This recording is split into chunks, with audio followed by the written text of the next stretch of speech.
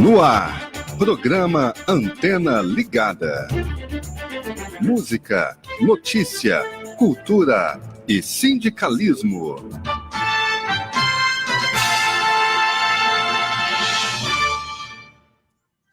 Agora são 10 horas e 7 minutos, 10 horas 7 minutos. Bom dia para você que sintoniza a radiotrabalhador.com.br. Um bom dia para toda a audiência da Rádio Noroeste FM Comunitário 87.9, que está transmitindo especialmente hoje o nosso programa Antena Ligada. Então você que nos acompanha pela 87.9 FM, Rádio Comunitária, Rádio Noroeste Comunitária e também pelas nossas redes sociais da radiotrabalhador.com.br.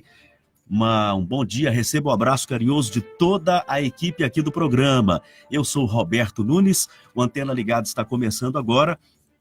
Nós vamos trazer aqui alguns assuntos que a gente precisa conversar com toda a população, tá? Os trabalhos técnicos hoje são de Willen Rodrigues, com apoio técnico do Carlito, que está por aqui também. Um abraço para todo mundo. Gente, nós precisamos falar de dois assuntos muito importantes e você pode entrar aí também pelas redes sociais, deixar o seu comentário e deixar a sua opinião de assuntos para a gente tratar aqui. Mas hoje, especificamente, eu quero falar de dois assuntos porque eu tenho dois especialistas aqui no estúdio que vão fazer essa roda de conversa comigo e você, pelas redes sociais, pelo WhatsApp, também vai participar dessa roda de conversa. Os assuntos que nós vamos destacar na manhã de hoje são assédio moral e adoecimento de profissionais da área da saúde. Olha, este assunto é muito, muito sério. Profissionais da área de saúde, será que o nível de adoecimento desses profissionais é alto?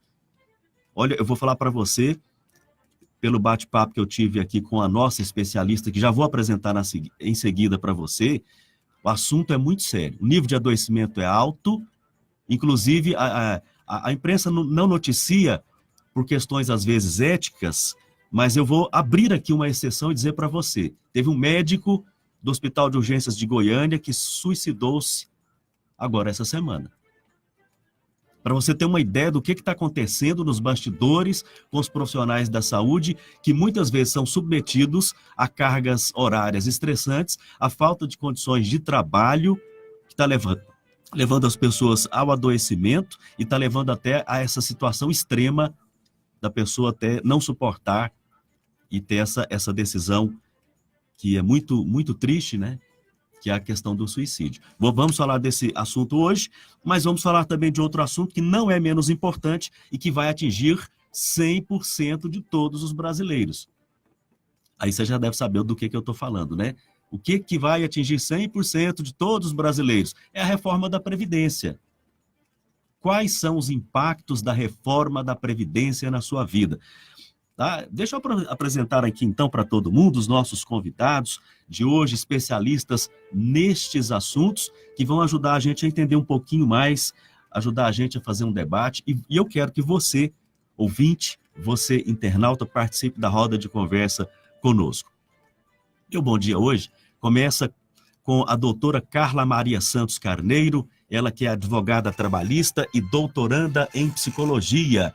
Doutora Carla, bom dia, obrigado pela sua presença. Bom dia, muito obrigada. Doutora, a questão do assédio moral e do adoecimento de profissionais da área da saúde é uma realidade no estado de Goiás? Sim, é uma realidade altamente preocupante.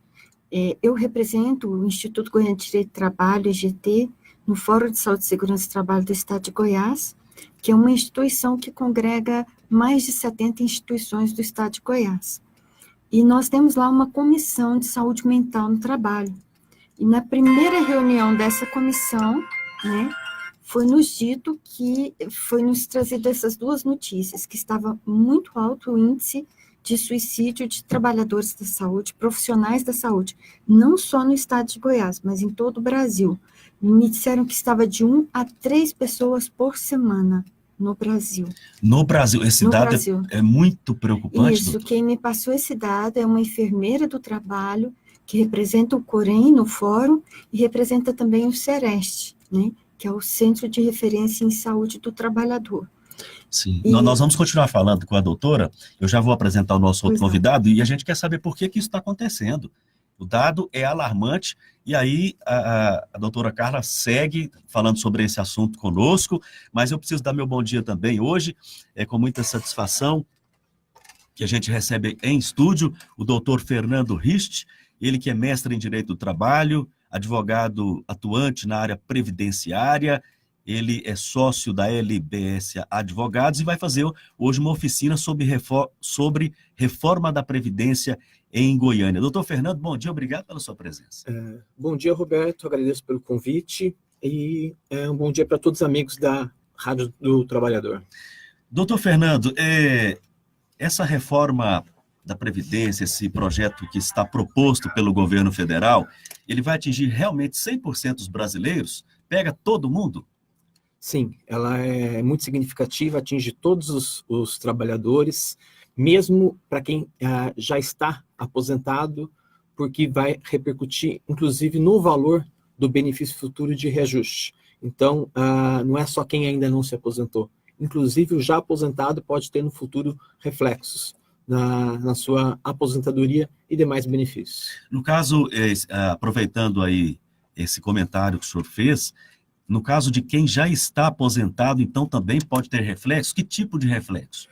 A proposta da reforma da Previdência, ela resguarda o direito adquirido para quem está aposentado, para não ter alteração no atual valor. Mas futuros reajustes não estão pré-pactuados a seguir as atualizações monetárias. Então, no futuro, nada impede da atualização da sua aposentadoria ser inferior aos índices inflacionários e ter uma perda gradativa do valor do benefício. Então, são muitas modificações. Então, aí, quando a gente fala 100% dos brasileiros, né, doutora Carla? Tá aí o alerta, não é só para quem vai aposentar, não. E para quem vai se aposentar, para quem está começando a trabalhar neste momento, no estudo que o senhor fez aí do projeto, o que aparece? Em linhas gerais, vai demorar mais para se aposentar, vai ter que contribuir mais e o valor do benefício ser reduzido. E não apenas atinge a aposentadoria, todos os benefícios têm repercussão. A gente fala de aposentadoria, mas a Previdência é muito mais que aposentadoria. Sim. Tem a parte de assistência social, que tem o BPC, benefício de prestação continuada, que vai ter uma redução de valores. A gente tem as demais formas de aposentadoria, não apenas a aposentadoria por tempo de contribuição, tem reflexo para o deficiente, para o rural, para o servidor público, as alíquotas também vão ser alteradas, então a repercussão é bem significativa. E, além disso, tem na proposta consta um regime de capitalização, ou seja, é desvincular os princípios atuais da Seguridade Social, alterar o princípio da solidariedade para um princípio individualista, ou seja, você poupar para a sua aposentadoria e não para a manutenção de todo o sistema, que muda o paradigma de proteção social adquirido com a Constituição de 88. Essa mudança do modelo que altera o que foi pensado lá em 88, já é possível traçar cenários do que pode acontecer se esse projeto passar da maneira que ele está colocado? Um dos pontos significativos do projeto é que ele desconstitucionaliza a Previdência. Ou seja, hoje, para uma aprovação da emenda constitucional, que é a reforma da Previdência, precisa de 3/5 dos membros do Congresso. E, aprovando essa proposta, o que acontece? Dentro da proposta, para diversos itens, ele pode ter alterações futuras por lei complementar. Ele dá uma pré-autorização para não mais precisar de uma emenda constitucional, que são 3/5 para aprovação. Você já dá uma autorização para, no futuro, o Congresso alterar por maioria, que é a lei complementar. É um quórum bem diferente da emenda constitucional. Então, já é como se diria, um cheque em branco para o futuro Congresso alterar com muito mais facilidade as regras de previdência. Então, toda a proteção social ela pode ser desprestigiada no futuro. Do seu ponto de vista, doutor, isso é positivo ou negativo? É negativo até porque a gente está num cenário com um Congresso muito liberal. Nunca tivemos um Congresso Nacional com deputados, senadores, com um viés tão liberal como o atual. Qualquer mudança que ocorra, a gente sabe muito bem que é para diminuir a proteção social e não majorar. Diminuir a proteção social. E quem é que precisa de proteção social? O trabalhador. Basicamente o trabalhador. Sim. E o discurso do governo é que está acabando com os privilégios. Mas, ao meu ver, quem recebe o BPC, benefício de prestação continuada, não é um privilegiado. Quem recebe uma pensão do INSS também não é um privilegiado. E tem impacto significativo. Além do deficiente rural, de forma alguma são privilegiados. E, além disso, o discurso ele é apresentado por causa do déficit fiscal, mas ele cria também uma reforma trabalhista dentro da reforma da Previdência. Não tem justificativa alguma desonerar o empregador e reduzir fundo de garantia para quem já está aposentado, acabar com a multa de 40% para o já aposentado. Ele cria critérios trabalhistas dentro das previsões previdenciárias, o que não tinha anteriormente. A gente vai continuar falando sobre a questão da reforma da Previdência. Você pode entrar aí, deixar a sua pergunta, seu comentário. Eu quero voltar aqui com a doutora Carla Maria Santos, ela que é advogada trabalhista e doutoranda em psicologia e tem realizado estudos nessa área de assédio moral e adoecimento de profissionais da área da saúde. Para a gente entender um pouquinho, doutora, o que é assédio moral? O assédio moral, ela é uma conduta, o assédio moral no trabalho, né?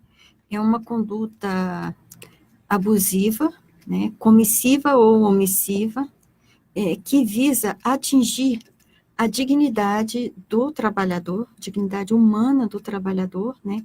E atinge justamente a sua autoestima, né? De forma através de um tratamento humilhante, degradante, persecutório, né? E que visa excluir aquela pessoa do ambiente do trabalho.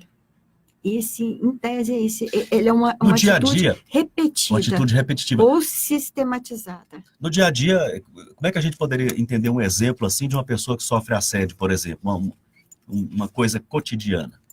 Um exemplo cotidiano hipotético. O assédio, ele tem várias nuances, né? Por exemplo, eu me recordo aqui de um assédio que a minha filha sofreu quando era estagiária numa empresa, e chegou uma gestora nova que se incomodou fortemente pelo caráter dela de socialização. Todos gostavam dela, todos conversavam com ela. Então, a primeira coisa que essa pessoa fez foi colocá-la à mesa dela virada para a parede. Ou seja, o objetivo era não deixar ninguém conversar com ela, aquilo a incomodava, né?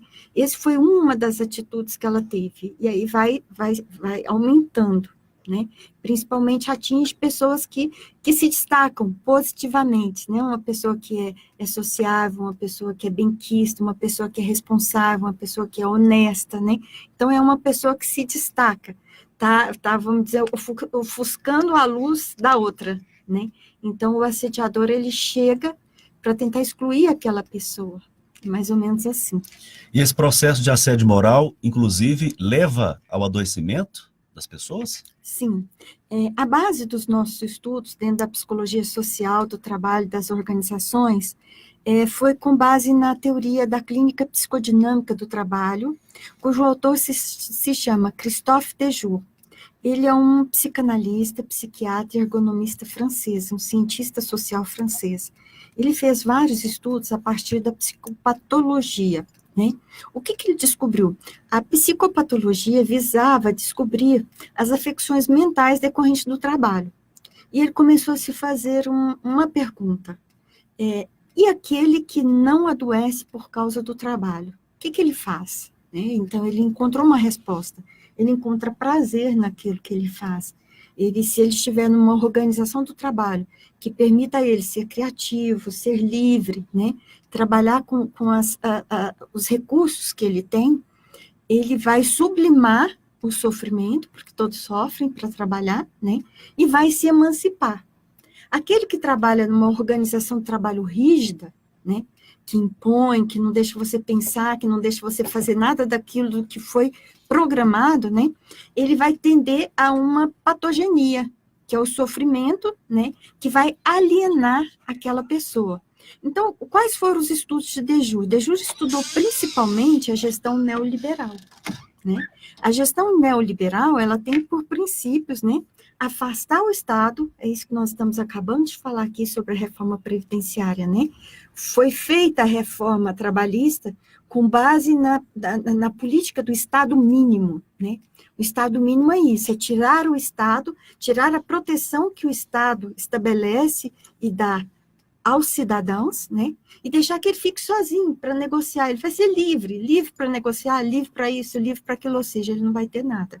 Porque o que somos nós, enquanto cidadãos individualizados, né, frente a um poder econômico, frente a um poder até mesmo estatal? Nós não somos ninguém, né? Então, a proposta do neoliberalismo é isso. E uma das formas de gestão do neoliberalismo, né, é justamente implementar no meio do trabalho a mentira, a maldade, a competição, o individualismo, o egoísmo. Nesse sentido, o ambiente fica horrível, né? Sim. O ambiente de então, trabalho o que fica horrível. Dejoux concluiu?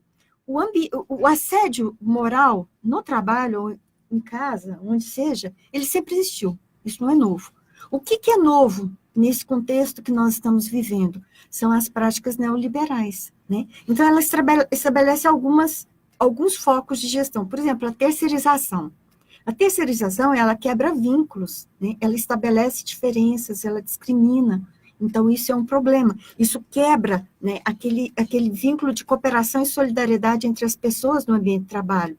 A qualidade total. O que é a qualidade total? É uma certificação, né, que ninguém tem e nem poderia ter, porque a gente sabe que são feitas muitas fraudes, são maquiadas muitas situações para que você atinja aquela certificação. Então, o que acontece com isso? Você vai ensinar o seu trabalhador, a sua estrutura organizacional, a mentir, né? A mentir, a fraudar.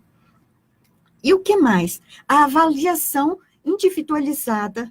A avaliação individualizada. O que acontece?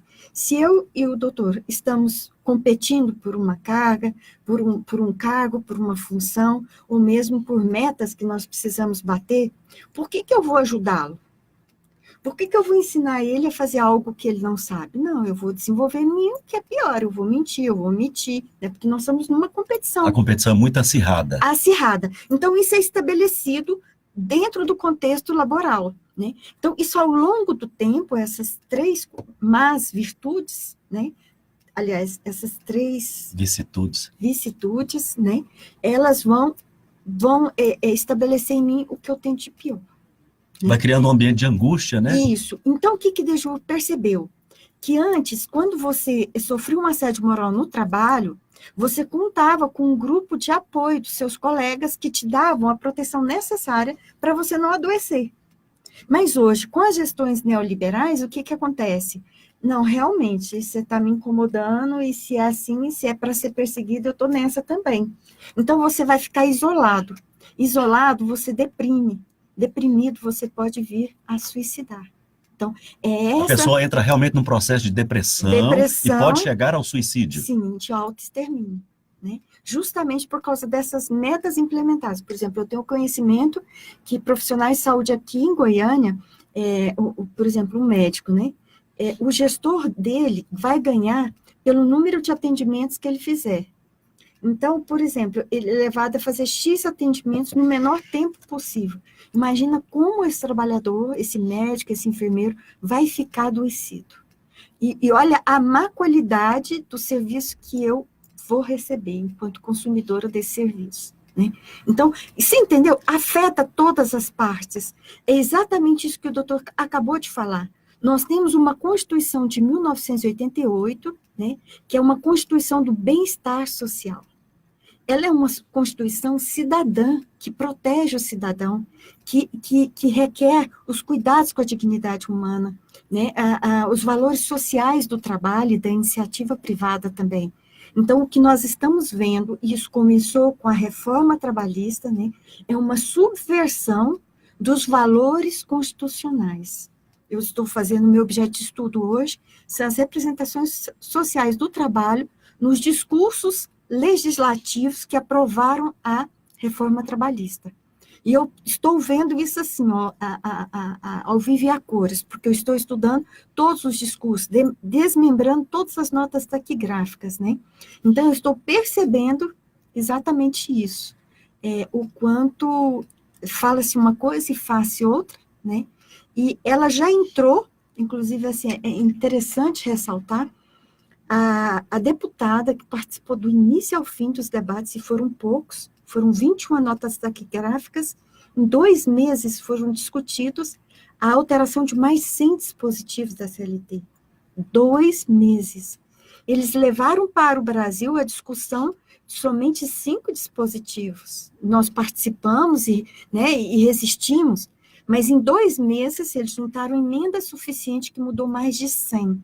E o que Benedita da Silva dizia desde o início era que todos eles sabiam que aquela reforma ia ser aprovada de qualquer forma, e que aqueles debates eram assim, só para mostrar que estavam sendo feitos. E quando a gente viu a votação, foi isso mesmo que aconteceu, né?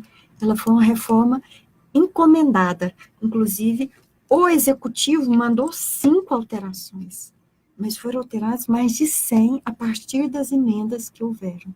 E o resultado, quer dizer, são muitas informações, né? Deixa eu situar o nosso ouvinte e o nosso internauta. Este é o programa Antena Ligada, gerado pela radiotrabalhador.com.br para suas redes.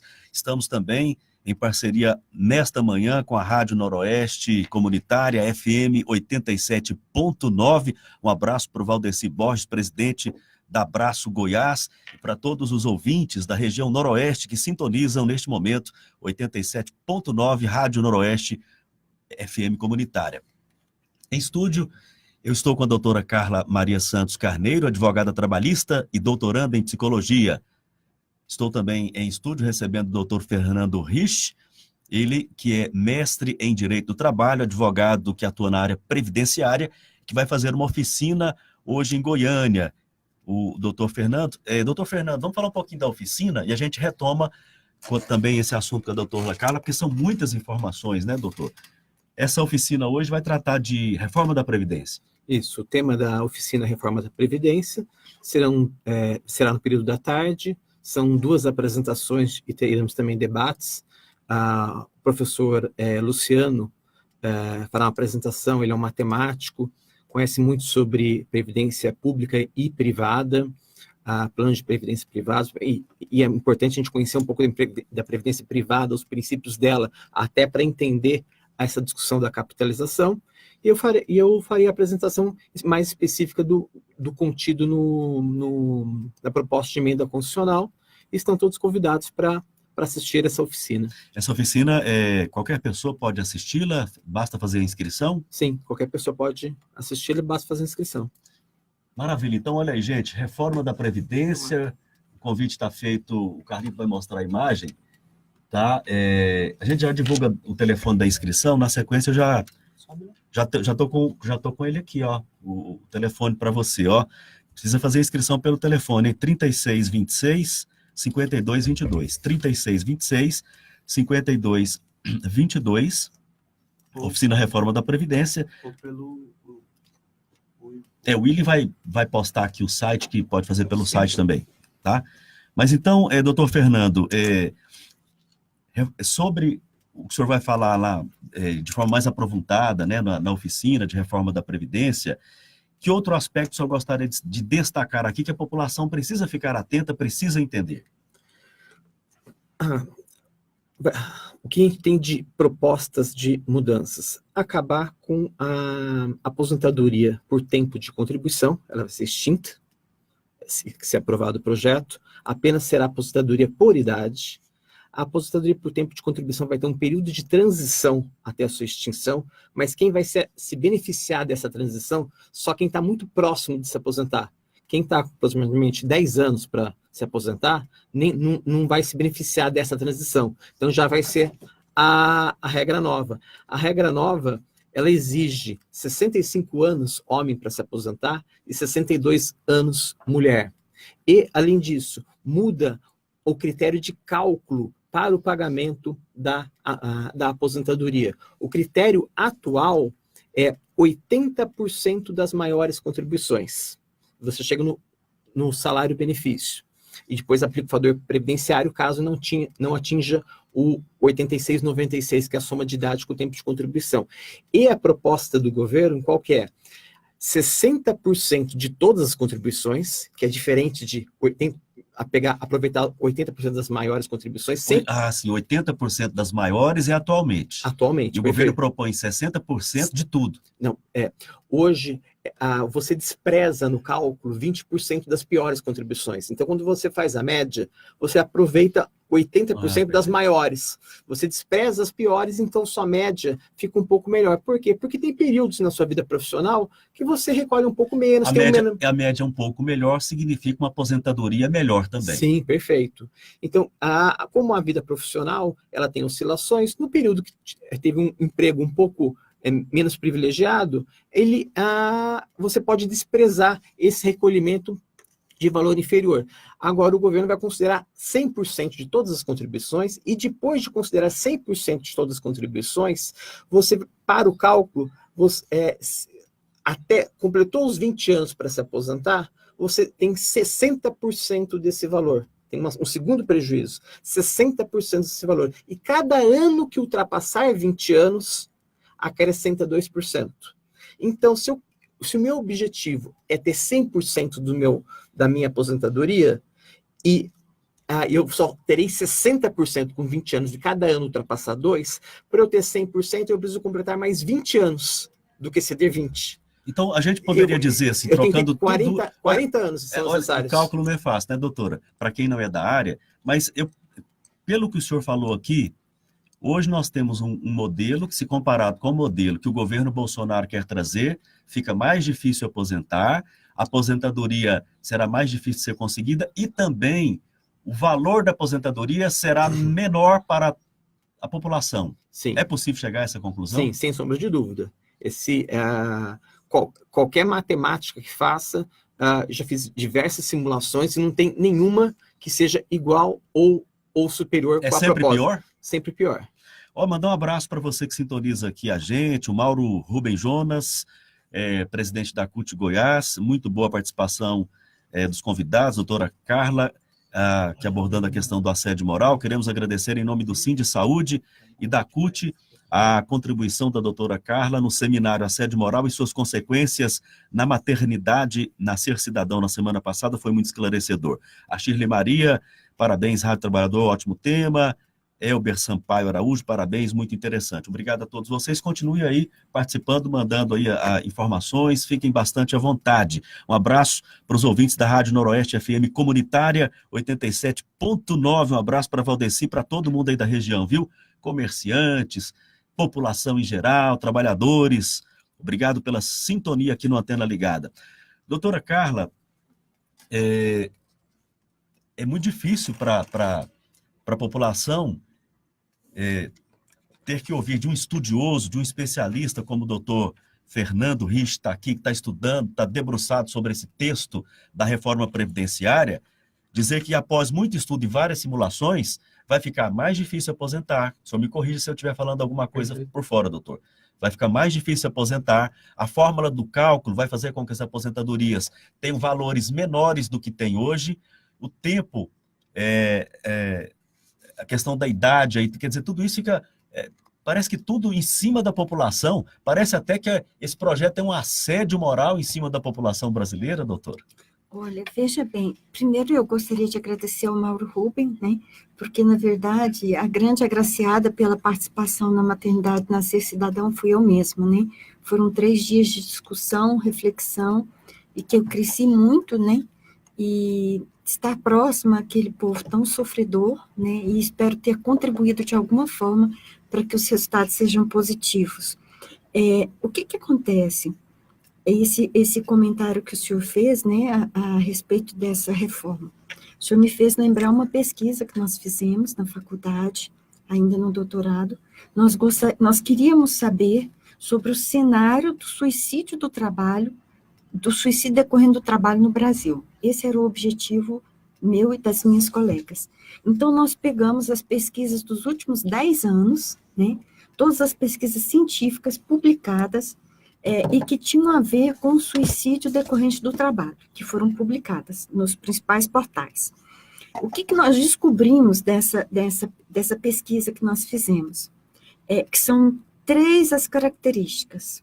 O que implicou em maior número de suicídios decorrente do trabalho no Brasil ao longo dos anos?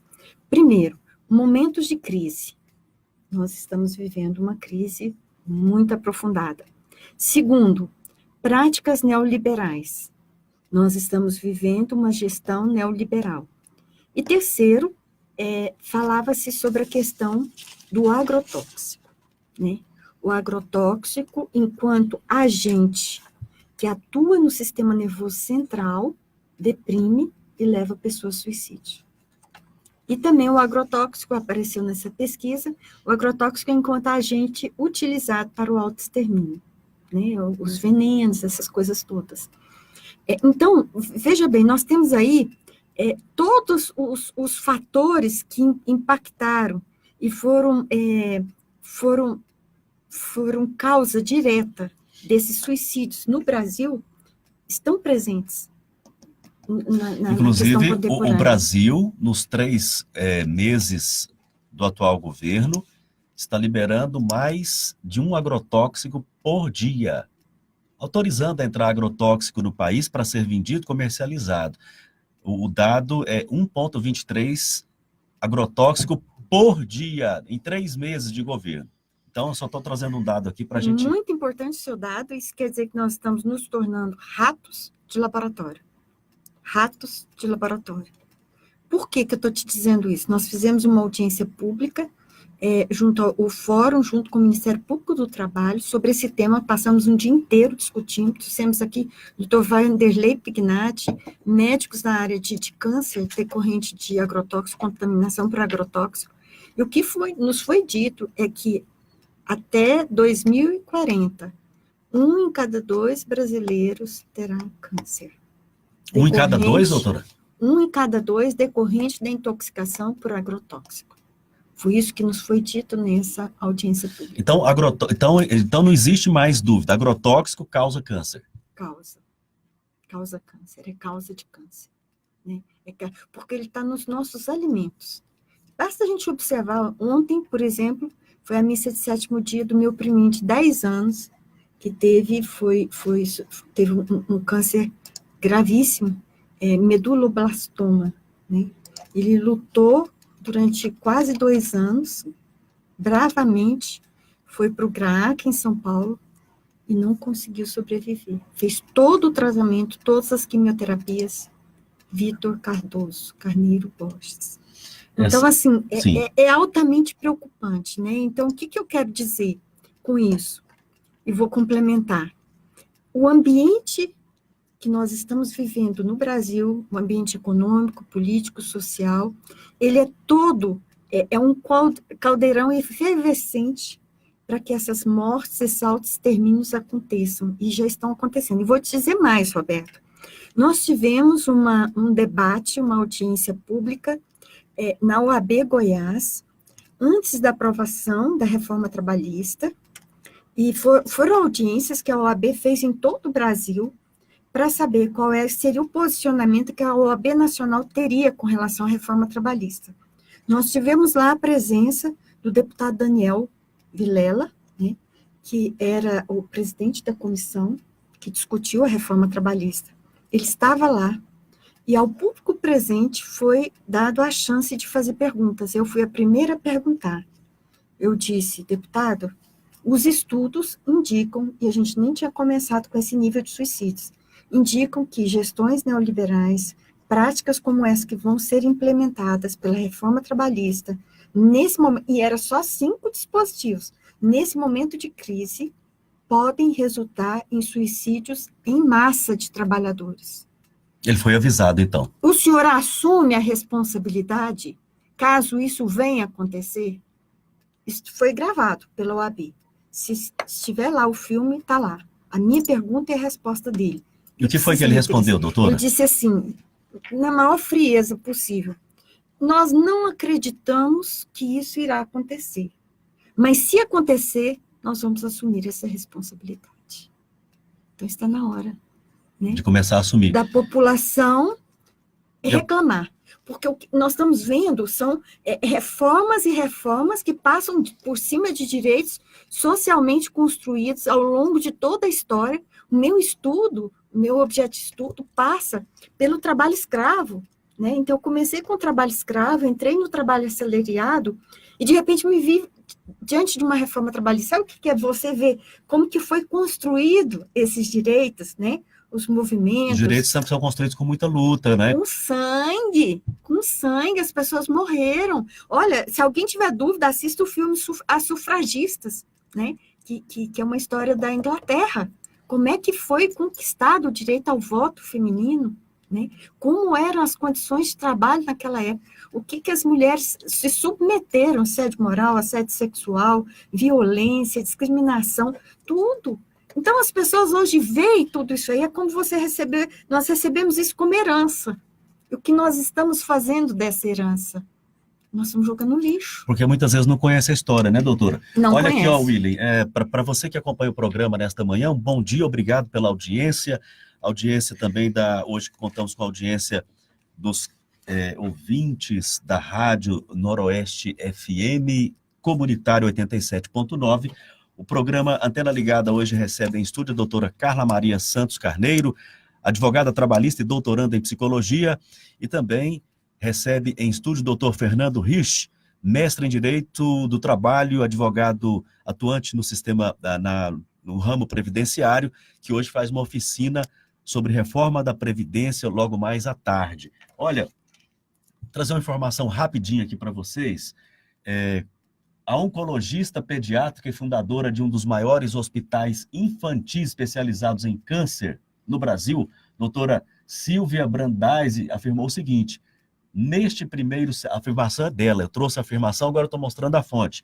Neste primeiro trimestre de 2019, tivemos 1,23 registro de novo inseticida por dia. É catastrófico. As palavras são da oncologista. O Brasil não pode ser quintal de agrotóxicos banidos, diz médica que trata câncer infantil. Estou mostrando aqui de onde vem a informação que a gente trouxe. Doutor Fernando, além desses estudos que estão sendo feitos sobre a reforma da Previdência, mostrando a dificuldade que vai ser para conseguir uma aposentadoria,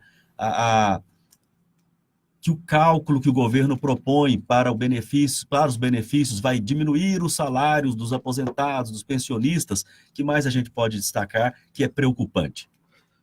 A preocupação, esse regime de capitalização, ela quebra o nosso paradigma de solidariedade da Previdência. A proposta da capitalização é uma poupança para a sua própria aposentadoria. E é muito perigoso. Hoje, o que eu contribuo para a Previdência, eu não sei se eu nunca me afastei, mas eu não sei se esse valor que eu recolho, um dia eu vou utilizar para a aposentadoria, mas eu sei que está mantendo o sistema que eu recolho.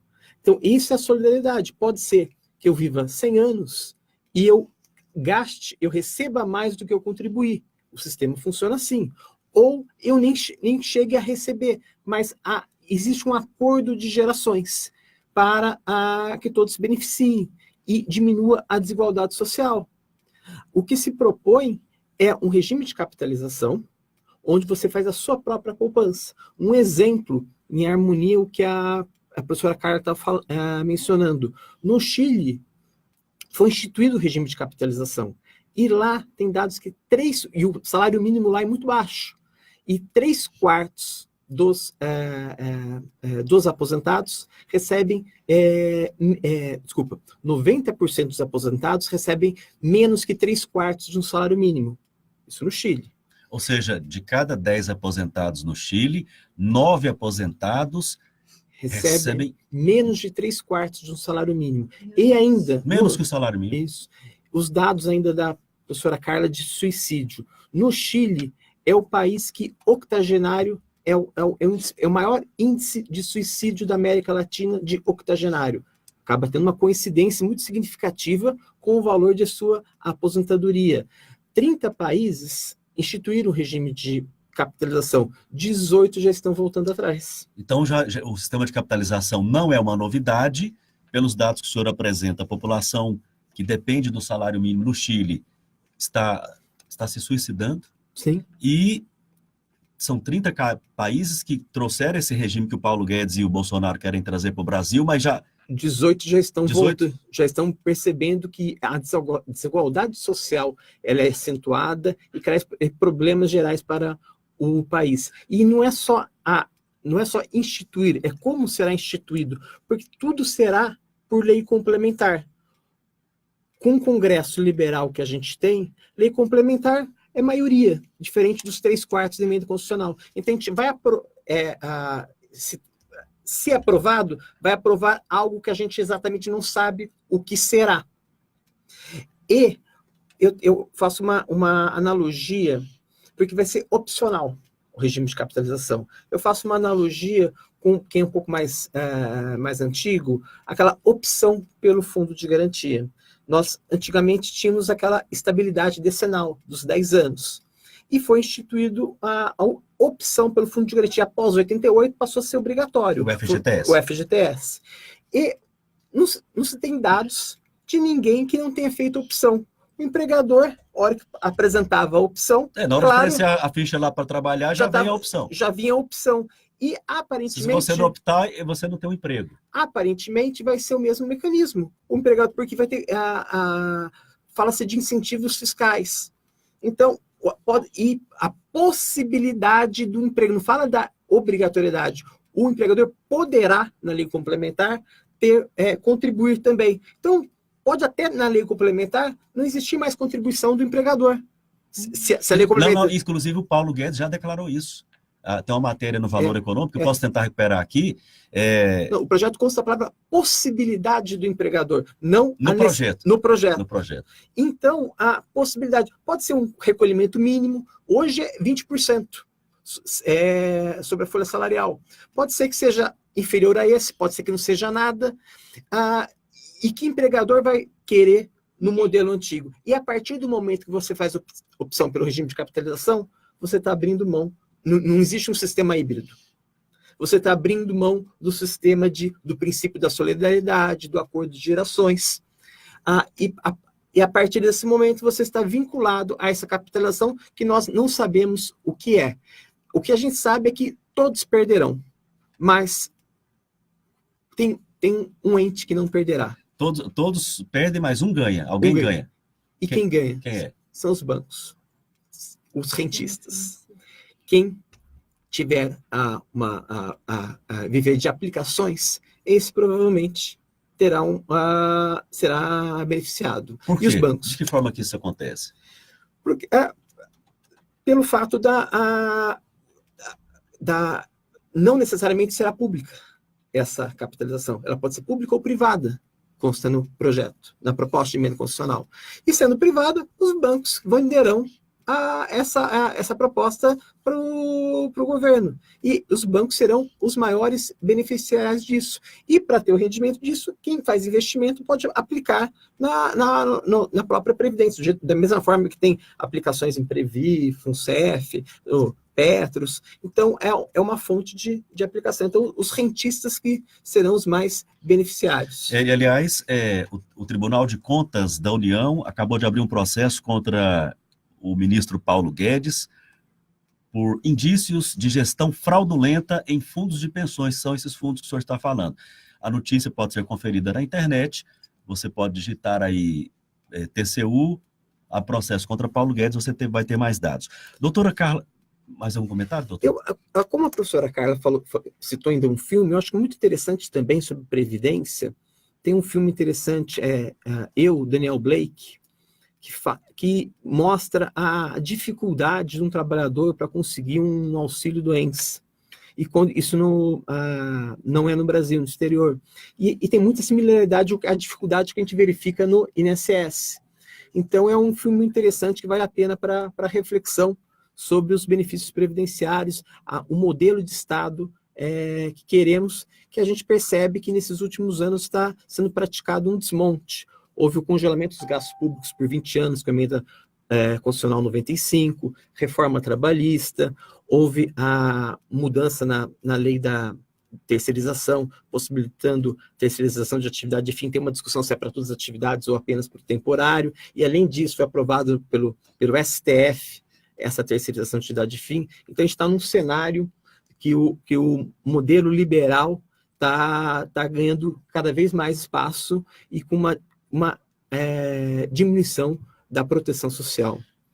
Doutor Fernando, chegou uma pergunta aqui, são benefícios da Previdência Social, aposentadoria por idade, por invalidez, por tempo de contribuição, a especial, auxílio-doença, auxílio-acidente, auxílio-reclusão, Sim. Pensão por morte, pensão especial por síndrome de talidomida, o salário-maternidade, o salário-família. Tudo isso são benefícios previdenciários, tudo isso que eu trouxe aqui? Sim. O que é assistencial é o BPC, Benefício de Prestação Continuada, que é muito conhecido como LOAS. Então, ele não é um benefício previdenciário.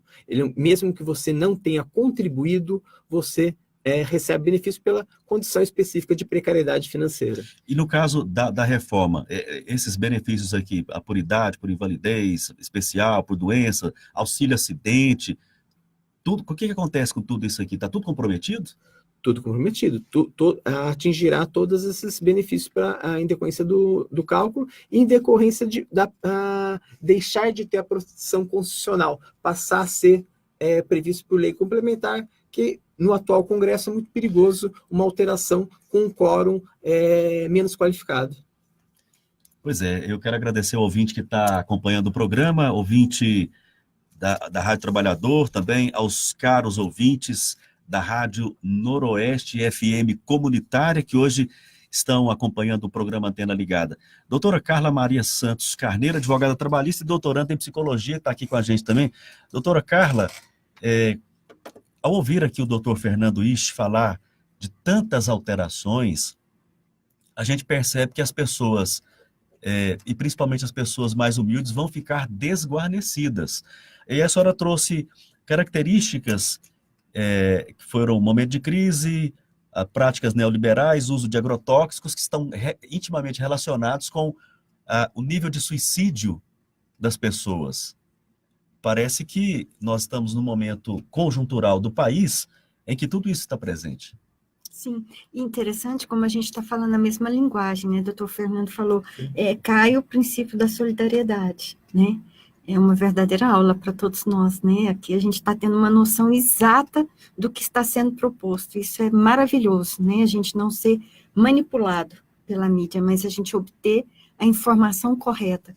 E pode ver que são estudos, né? E são fatos historicamente, cientificamente comprovados, né? Então, nós realmente estamos vivendo esse momento, e é um momento de muita sensibilidade, né?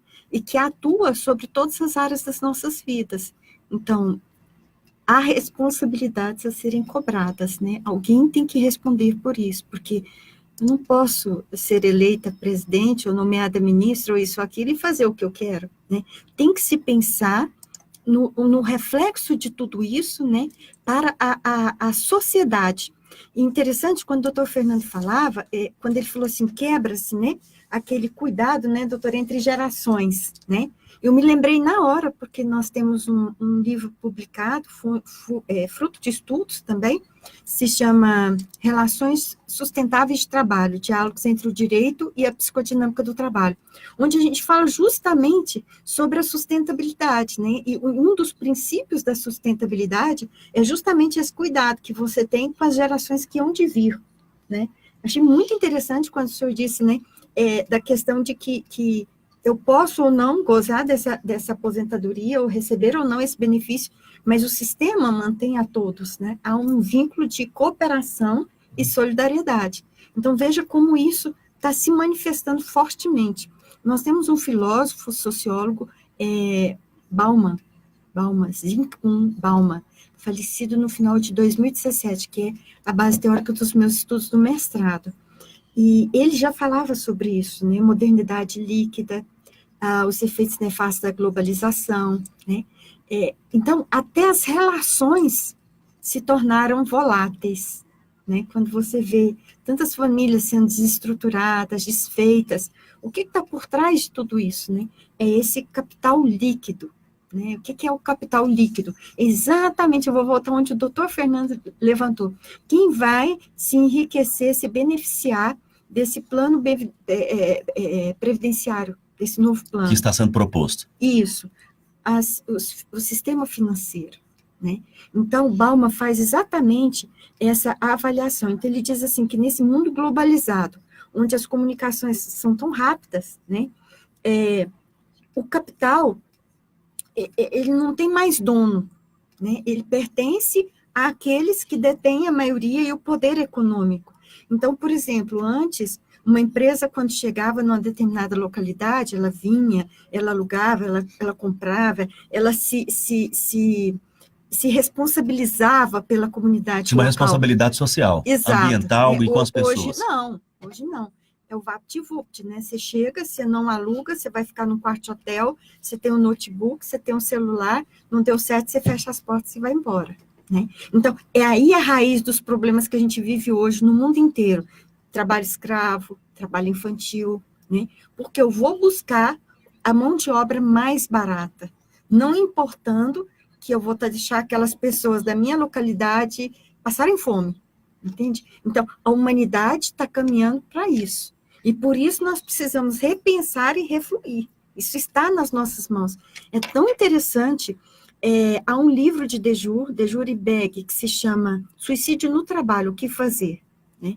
Um estudo de um caso, um estudo de caso, onde houve existe, né, uma empresa na França, governamental, e ela era centenária, secular, eu diria. Então, ela fazia uma reforma de um determinado modelo de avião. E, ao longo do tempo, criou-se uma cidade ao redor dessa empresa. Então, todos nasciam, cresciam, morriam, sabia que ia trabalhar naquela empresa. Todo mundo era conhecido, todo mundo era amigo, todo mundo fazia parte da mesma família. Uma verdadeira comunidade. Comunidade, a coisa rodava direitinho, né? Até que, com a implantação das gestões neoliberais, vieram gestores mais novos, que passaram a ser formados na França, o estudo dele é da França, né, em escolas que exigiam no máximo 2 anos de estudo, né, e que pregavam essa gestão rápida, eficiente, não se importando com a qualidade, né, e muito menos com as pessoas. Então, esse gestor novo, ele chegou e falou, tem que mudar tudo. Para começar, ele mudou o tipo de aeromodelo que seria, que receberia manutenção. E mudou toda a estrutura da equipe, que funcionava há quase um século da mesma forma, né? Quando ele fez isso, olha o que aconteceu. As mesmas pessoas, que eram amigas, que eram companheiras, que eram família, passaram a adoecer, a se desentender, a dividir e a morrer. Então, criou-se ali um ambiente altamente competitivo, um ambiente hostil e chegou à situação de suicídio. De suicídio. E ao ponto seguinte, Roberto, é que, por exemplo, eu e o doutor Fernando trabalhávamos na sessão e tal. Eu via o doutor Fernando, isso foi relatado no livro, eu via o doutor Fernando depressivo.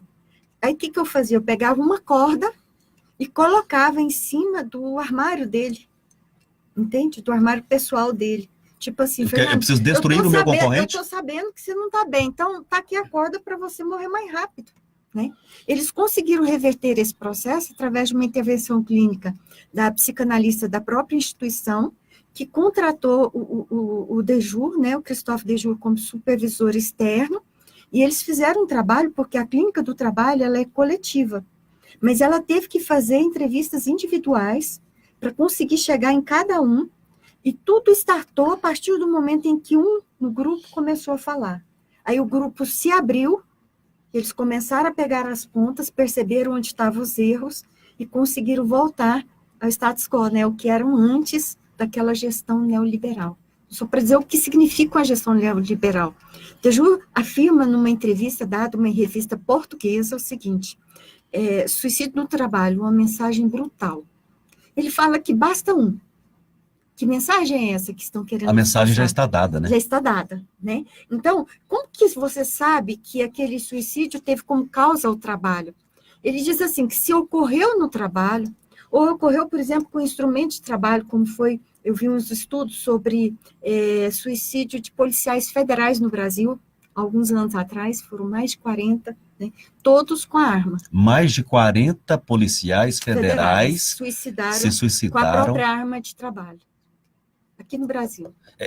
Os dados são estarrecedores. São estarrecedores. E não são ditos, por causa daquilo que o senhor diz, né? Porque se diz que não pode contar, porque senão mais gente vai suicidar. Bom, mas onde nós vamos chegar com isso? Se a gente não falar. O problema é que os índices estão explodindo. Se a gente não denunciar, se a gente não esclarecer, as pessoas não vão ficar alertas, entende? A questão é alertar. Então, nessa mensagem, Dejour conta de uma paciente que ele atendeu. Ela fazia parte de um grupo de gestores que estavam recebendo um treinamento na França. E esse treinador mandou todo mundo comprar um gatinho, alimentar e cuidar do gatinho, né?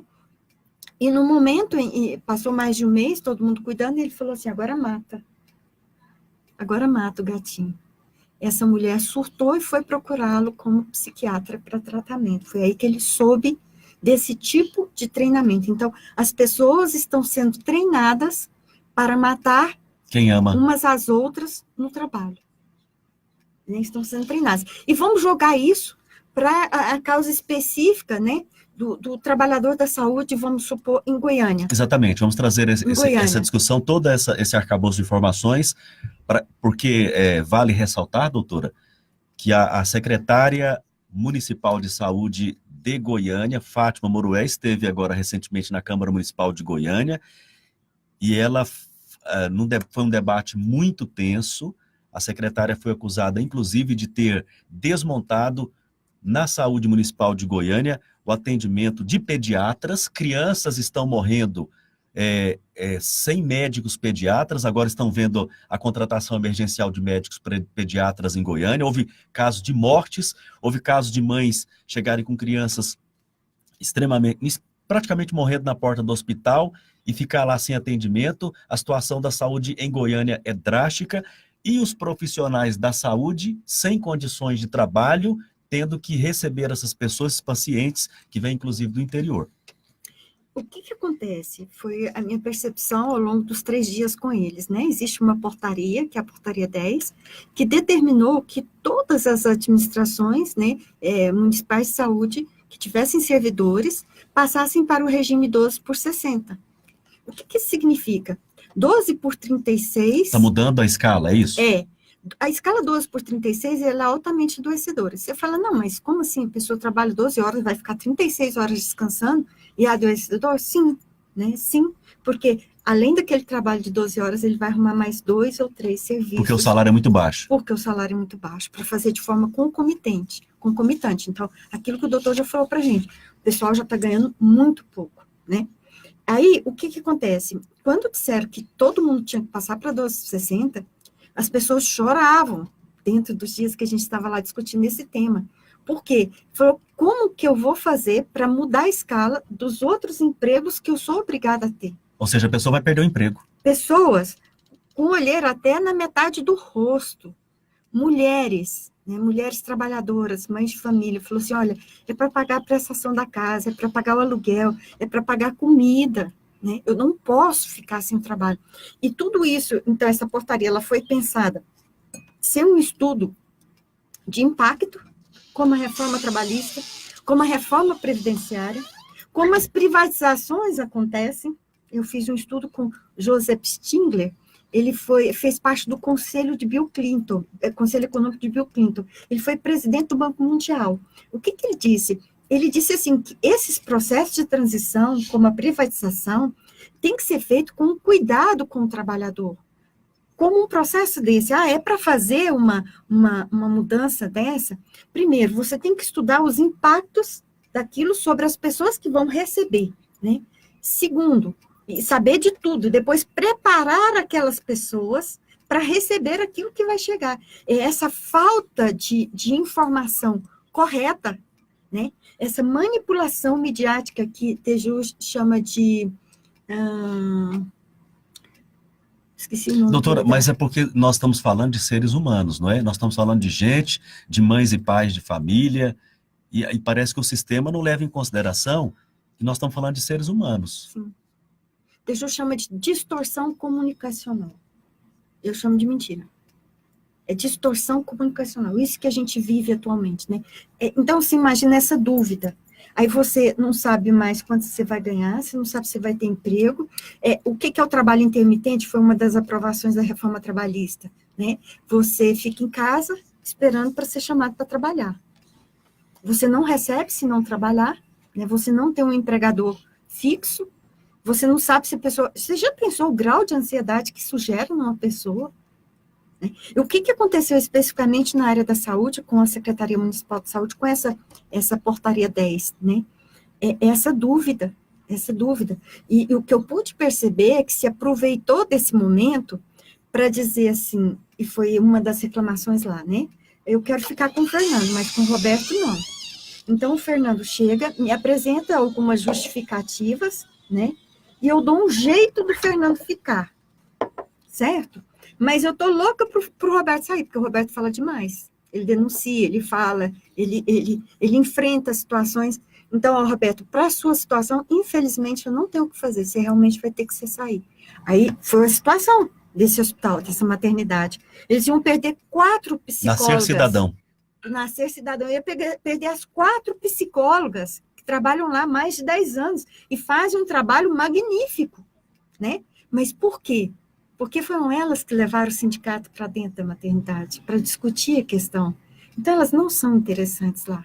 São pessoas que pensam, que se preocupam com o próximo, que profissionalmente que refletem, agiram. Exatamente. E a recompensa delas seria a exclusão. É um assédio? É assédio. Imagina a situação dessas pessoas. Tem gente fazendo comentário. E obrigado a você que está nas nossas redes sociais fazendo comentário. A gente está já nos momentos finais do programa, mas ainda tem assuntos interessantes aqui. Tem gente sugerindo filme aí? É isso mesmo, tem que sugerir filme. E aí eu quero sugerir um filme interessante, que é o seguinte. Existe um documentário, chama-se SOS Saúde, do diretor Michael Moore. Ele fez um documentário mostrando como é que lá nos Estados Unidos, como é que funciona o sistema de saúde dos Estados Unidos, e ele mostra que lá nos Estados Unidos tinha um sistema, não chegava a ser um SUS, como a gente conhece aqui no Brasil, não, mas tinha um sistema de saúde que previa uma proteção social. Aí, as grandes indústrias farmacêuticas, bioquímicas, foram para dentro do Congresso Nacional norte-americano e compraram os deputados. e acabou com o sistema que eles tinham de saúde lá, né? Não chegava a ser o SUS. Esse documentário vai além. Ele mostra, então, como é que acabou o sistema de saúde dos Estados Unidos, como é atualmente. É bom conhecer. E compara com o sistema do Canadá, da França, da Inglaterra e de Cuba. SOS Saúde, Michael Moore, você pode pegar aí na internet. Muito legal, hein? Roberto, Pois não. posso falar? Claro. Vamos lá, doutora Carla. Desculpa, eu só queria Eu converso demais, complementar. doutora Carla. Não, mas eu também, né? Eu só queria complementar. Quando o senhor falou de filmes, né? Muito interessante também um documentário que se chama Arquitetura da Destruição. O que é esse filme? O que é esse documentário, né? Ele é um levantamento de fatos históricos documentados, né? Por vídeo, por televisão, por documentos, né? E que mostraram a construção do nazismo. Por que eu estou dizendo isso?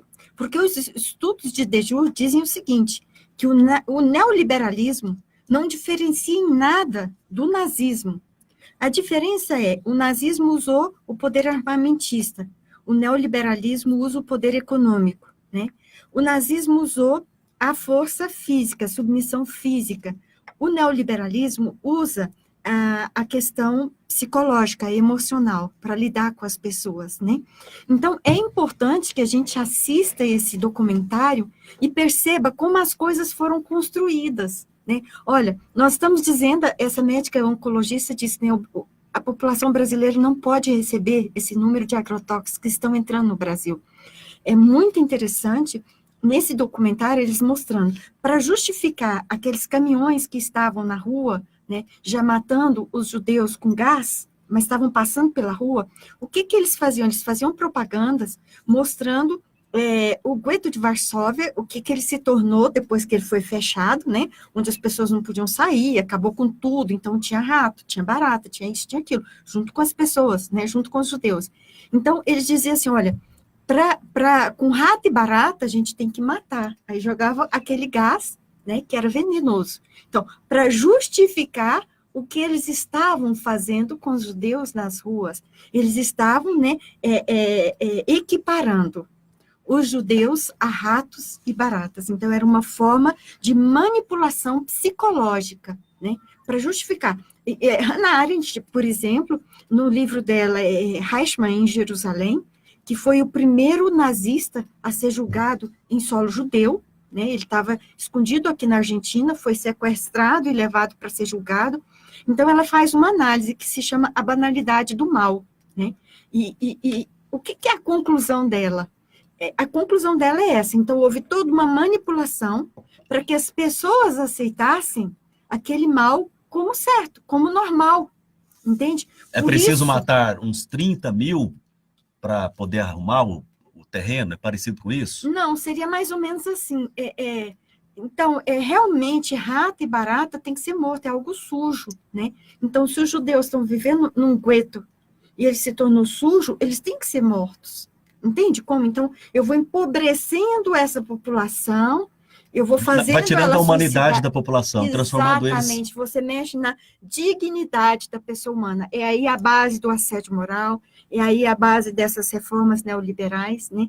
É a dignidade da pessoa humana. O programa de hoje recebe em estúdio a doutora Carla Maria Santos, advogada trabalhista e doutoranda em psicologia, e também o doutor Fernando Rich, mestre em Direito do Trabalho, advogado atuante no ramo previdenciário, que faz hoje uma oficina Reforma da Previdência, que é aberta a toda a população, onde alguns temas que nós discutimos aqui com o doutor Fernando serão aprofundados nesta oficina, que é aberta para dirigentes sindicais, para trabalhadores, para a população em geral.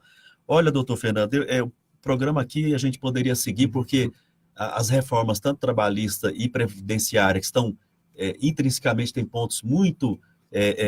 complementares até, sim, a gente pode discutir muito. Então, eu quero realmente agradecer a sua presença e deixar para as suas considerações finais. Sim, eu que agradeço o convite.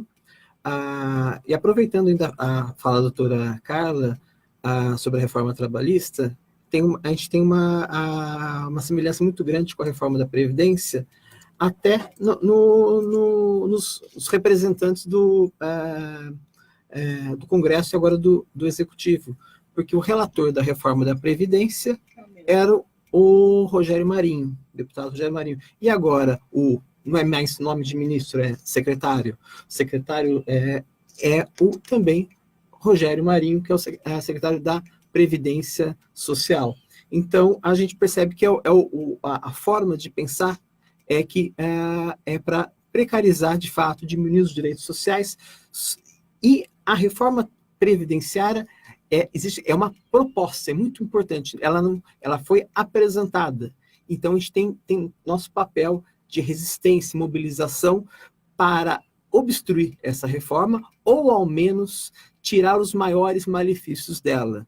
Então, eu acho interessante, quem tiver a oportunidade de comparecer hoje na oficina, que a gente vai ter mais informações para poder fazer o embate de resistência dessa reforma, porque precisa aprovar no Congresso com 3/5 na Câmara dos Deputados em 2 turnos, e depois no Senado 3/5 também a aprovação, e a gente tem muito trabalho, muita resistência pela frente nesses próximos meses para obstruir essa reforma do jeito que está apresentada. Doutor Fernando, eu preciso ainda aproveitar a sua presença aqui, claro, agradecendo imensamente o senhor que veio de Brasília e veio direto aqui para a rádio conceder essa entrevista, que ela, inclusive, temos a honra hoje de contar com a parceria da Rádio Noroeste FM Comunitária, pessoal da região do Bangalô, ali, né, da Bangalô, né, Willy? 87.9, Rádio Noroeste FM Comunitária, um abraço para o Valdeci, para todos os comerciantes, para a população da região, para você que está, neste momento, ouvindo a gente no seu carro. Bom dia, obrigado. Doutor Fernando, um dos argumentos fortes do governo é de que, se não fizer a reforma da Previdência, não haverá aposentadoria no futuro. É correta essa afirmação?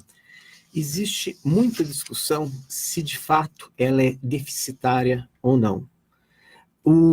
Se uma das fontes da Seguridade é a folha de pagamento, o que desconta, tem um percentual que desconta do trabalhador, e tem a parte patronal. Exemplo, se tiver um pagamento de R$10 mil por mês, a empresa recolhe os 20%, depois tem mais SAT, outros, de recolhimento. E o trabalhador, ele tem um teto, hoje é um pouco menos de R$6 mil, ele recolhe os 11%.